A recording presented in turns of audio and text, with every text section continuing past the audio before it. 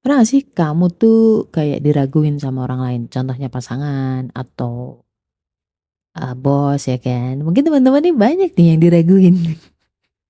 Diraguin apanya, Mbak? Ya banyak, misalkan kayak lu kerja atau enggak, mungkin lu diraguin bahwa, "Ah, masa lu kerja sih?" Even seorang istri kadang-kadang suami juga meragukannya, "Lu seharian ngapain aja sih? Tiduran ya? Kenapa masih berantakan?" Nah, ketika diraguin terus lo merasa, "Iya ya, jangan-jangan jangan-jangan gue memang," lama-lama lo nggak percaya diri. Hilanglah rasa percaya diri lo, lama-lama lo nggak merasa berharga, kebalik, merasa nggak berharga, lo hilang motivasi, lo hilang harapan, jadi kerjanya juga semakin asal-asalan, semakin lo nggak perform, ya kan? Kadang-kadang kayak gitu kan, "Ah, udah males gue sama dia," gitu kan. Ketika semakin terjebak di lingkaran setan, lo semakin menyalahkan nasib, lo semakin menyalahkan takdir, ya udahlah, udah nasib gua kayak gini. Lo merasa putus asa, merasa nggak mampu, merasa nggak berguna, dan lo nggak akan bisa merubah nasib lo. So, gimana sih caranya biar lebih damai dengan itu semua? Iya, iya, iya, gue selalu mendisklaimer ini ya, bahwa gue juga masih belajar. Artinya orang yang udah tahu teori aja itu tetap harus melakukannya seumur hidup.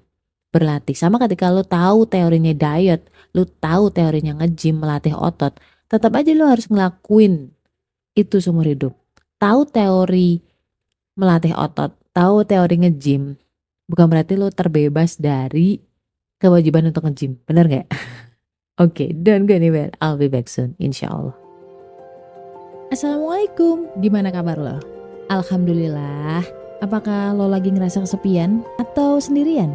Kenalin, gue Ria Marliana, teman healing lo di podcast Self Healing. Di sini kita bakal ngobrol bagaimana sih belajar berdamai dengan luka. Tentu aja atas izin Allah Subhanahu wa taala. Semoga Allah sembuhkan lukamu, ringankan bebanmu dan kuatkan hatimu. Iya sama, gue juga manusia biasa guys. Bukan berarti ketika kita diraguin sama orang lain, even sama diri kita sendiri nih kadang-kadang ya kan. Itu terus kita jadi biasa aja. No, ya tetap aja sebel ya gak sih? Apalagi kalau kita tuh udah berusaha se-effort mungkin, sebanyak mungkin usahanya. Tapi memang belum ada, belum bisa, belum berbuah pohonnya ya gak sih? Gue ngerasain kok ketika gue diraguin.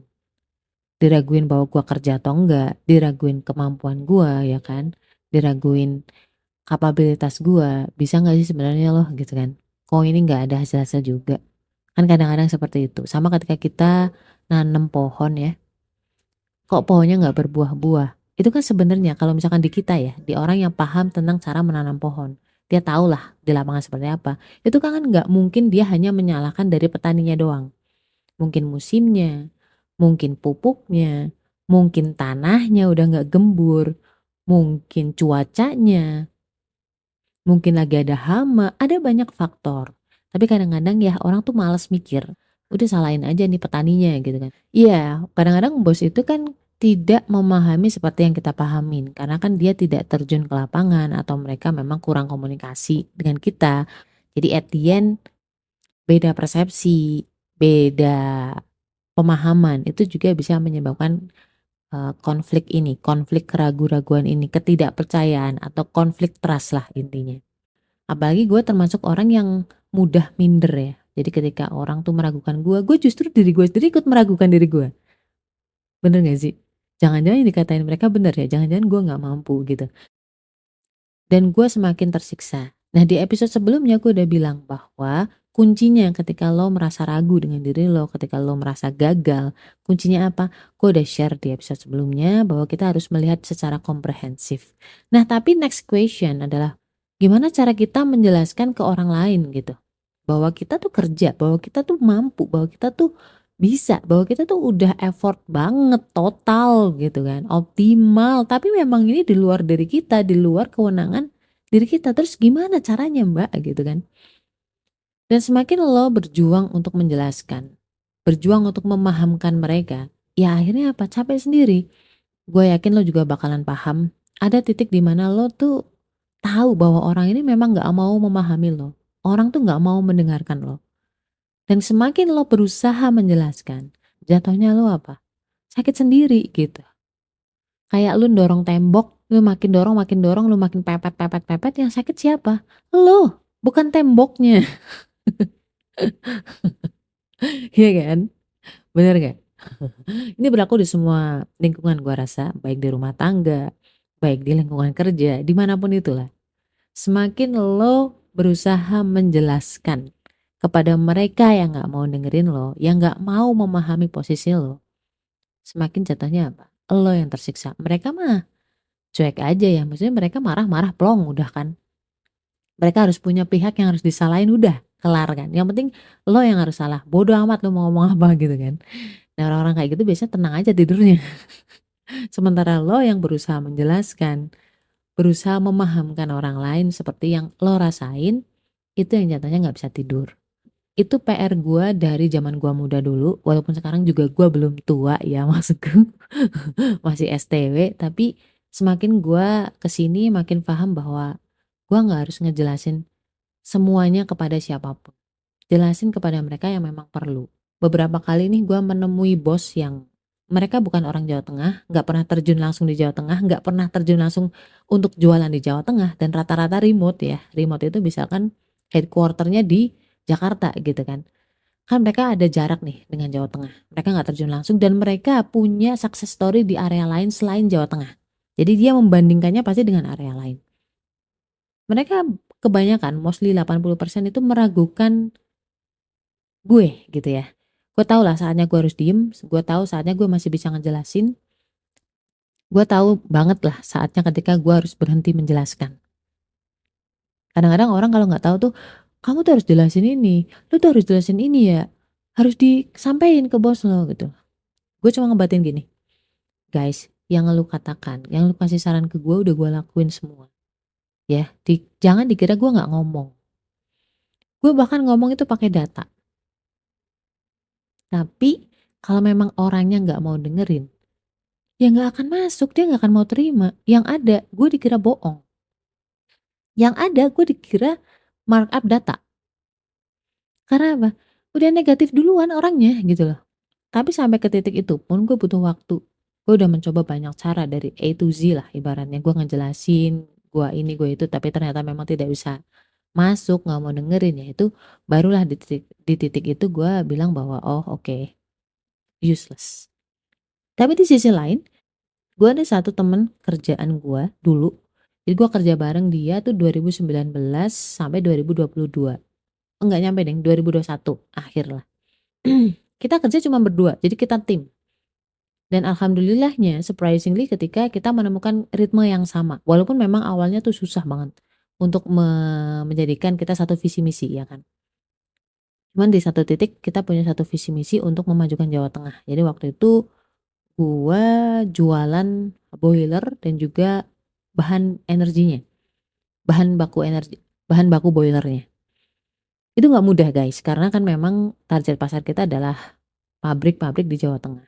Yang mana karakter Jawa Tengah itu memang very different with other area lah. Apalagi Jawa Barat, apalagi Jawa Timur itu beda banget. Orang dari luar Jawa Tengah biasanya tuh nggak bisa relate tuh, nggak bisa memahami soal ini. Harus terjun dulu di Jawa Tengah, memahami psikologi marketnya, nah itu baru bisa paham. Nah di saat itu karena kita tahu tantangan kita apa, goal kita apa, dan kita udah sepakat lah intinya secara nggak langsung kita sepakat bahwa oke mbak, goal kita adalah ini, kebetulan kita sama-sama golongan darah B, jadi jujur li memang lebih mudah di situ secara visi dan misi walaupun tetap ada tantangan komunikasi. Butuh waktu, betul. Ketika kita udah beda perusahaan pun, gue masih tetap share sama dia, dia tetap share sama gue. Kita masih sama-sama saling memberi masukan lah. Sampai sekarang, sampai titik sekarang. Kebetulan dia juga paham kan, market Jawa Tengah susahnya gimana jualan di Jawa Tengah, apapun produknya lah. Apalagi produk-produk premium. Itu se-challenging itu, ya kan? Dan dia paham, makanya ketika ngobrol sama dia, gue merasa gue nyambung sama dia. Nah, tanpa gue jelasin, dia tahu karakter gue, dia tahu kinerja gue, dia tahu gimana totalnya gue ketika kerja. Jadi nggak perlu gue jelasin panjang lebar, dia udah percaya. Gue nggak tahu ini perkataan benar dari Ali bin Abi Thalib atau enggak, tapi intinya percuma ngejelasin ke orang yang memang sudah membenci lo, karena mereka nggak akan percaya. Dan percuma juga lo ngejelasin kepada orang-orang yang yang udah jadi sahabat lo. Kenapa? Karena mereka nggak butuh itu. Mereka udah kenal lo. Mereka udah percaya sama kamu. Jadi kuncinya adalah trust. Ya, kalau orang udah trust sama kamu, udah beriman sama kamu ibaratnya ya, lo nggak perlu ngejelasin. Mereka udah percaya sama lo. Tapi orang yang udah distrust sama kamu, lo mau jungkir balik kayak mana juga, mereka juga nggak akan percaya.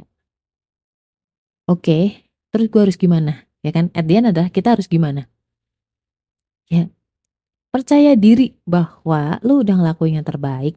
Kalau mereka tetap nggak percaya sama lo, bukan lo yang rugi. Mereka yang rugi, mereka yang kehilangan lo. Mereka yang kehilangan orang dengan kualitas kayak lo. Yang peduli, yang sayang, yang tulus, yang optimal dalam melayani lo gitu loh. Dan Allah tuh maha melihat. Ingat bahwa kita plus Allah itu udah cukup.